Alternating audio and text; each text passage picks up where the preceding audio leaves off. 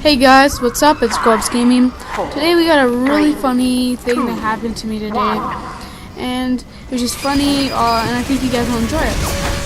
So today was an average day at school. Kind of did my core subjects, which would be LA, science, social, and math, and it was lunchtime. I had finished eating, and I went downtown with two of my friends. We went to the mall, and we'd gone to the mall, checked out candy, the usual thing, you know, kids always want candy. And we were checking out the candy, and we were leaving, we were just about to leave, and we were outside the mall, waiting for the light to turn green so we could walk. And then we saw three more of our friends that had just come from McDonald's, and they were going into the mall, so we just kind of joined them, followed them into the mall. And so one of the guys walked out, went up to his job that was on the top floor of the mall. It's a 3-story mall, and he checked his work schedule because he works at a restaurant. And then after he checked his work schedule, we all decided to go in the elevator. And you know that usual thing as a kid that you want to jump in the elevator because you feel the G-force or the force in it from it as the elevator stops. Well, there were 6 of us in that elevator, and 4 of us jumped, and it was enough weight that offset it that we actually stopped the elevator while mid going down, and we stopped it about 2 feet away from the second floor. So we all started panicking and thinking, what the hell should we do? We were so surprised that we'd actually stopped the elevator. So then the guy that had gone up to check his work schedule in the first place, he didn't feel good, and he started like groaning and stuff, and we thought nothing of it at the time. And then we hear this groaning noise from the corner of the elevator, and there he was. He was actually bent over puking because he had way too much food from McDonald's, and then just from all the G-force and stuff, and from actually knowing that we were actually trapped in the elevator, he started freaking out, and he puked right in the corner of the elevator. So we all started like scrambling to the other side of the elevator to get away from him and not smell it, and just we're all grossed out by what he'd done and that he'd puked. So at that time we were all just really grossed out, and then we start to get our crap together, and there's an emergency call button. So we call the emergency people and call them and tell them it's an emergency that we're stuck in the elevator.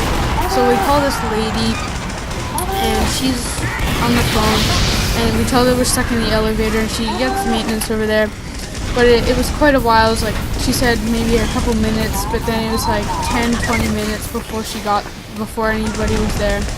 So we called again, went through the whole process again. She said that maintenance was on their way. It'd be another 5 to 10 minutes.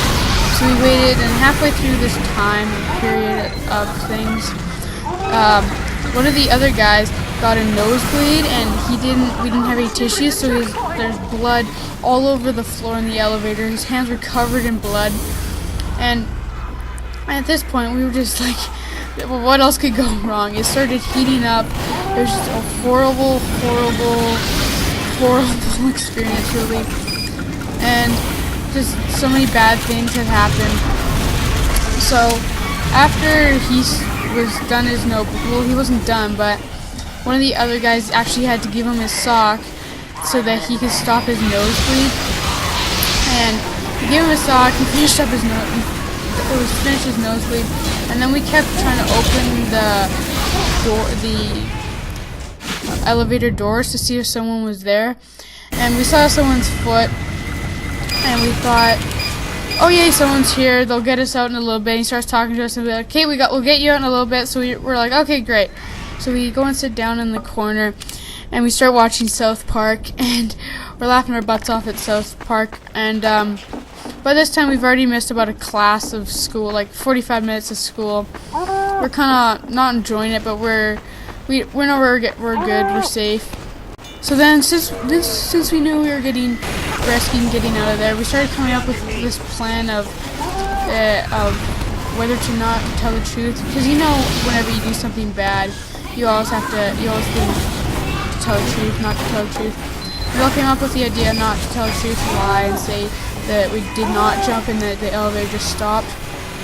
Well, that wasn't the right choice. I'll tell you about that later. But so the people there, they weren't making any noise, they weren't talking back to us, but there's still a guy's foot there. So we call the lady again. She says, yeah, another 5-10 minutes, someone will be there. And then another 5-10 minutes go by, and someone's there, starts talking to us, and he's like, okay, we'll get you out in a minute. And soon enough, he actually raises the elevator up to the floor that we were on, and he does open up the door so that we can get out. So we get out, we shake his hand, everything's all good. And then they kind of see that in the corner, in the back corner, there's a pile of puke, blood all over the floor, all over the wall, and he was like, what the hell happened to me? We just didn't know what to explain. We just kind of said, thank you, bye, see you later. And once we left, we walked back to the school, and there waiting us was our principal. So we kind of sat in the office for a while. People were all looking at us funny, like, you know, rumors get around the school really fast. And they started talking to us about, so we were in the elevator, are you okay? How did it go down? Well, what happened? We kind of told us the story that it did break down, that it was not us, it was not jumping. And meanwhile, we didn't know that he'd called the technician had called him and told them that these elevators do not break and that they were jumping in it. So he was just testing us to see if we'd tell the truth. So he found out that we were not telling the truth, and he kind of just said, okay boys, I know you jumped, and then we all start kind of admitting it. And then he talked to us for another, 30 minutes, talking about how it was the wrong decision, and I was going to call our parents, and then we have to explain to our parents that not to lie, that what happened did not lie. So it was a horrible experience, but a funny one. Gladly nobody got hurt. It was not a huge, nothing really wrong, nothing really bad went wrong. And I'm just glad that we got out of there. And yeah, I just think it was really funny and something to talk about. I hope you guys like this story of my epic hour in the elevator experience. If you liked it, remember to hit that like button, comment, rate, and subscribe. And that's about all it for my story. And I'm going to leave in the description below the new thing that's called AnyTV. If you guys click on the links to the videos, you give me money, and it's great to check out new games. So, thanks for watching. Remember to please comment, like, and subscribe. Hope you like this epic elevator story. Gwbsgaming out.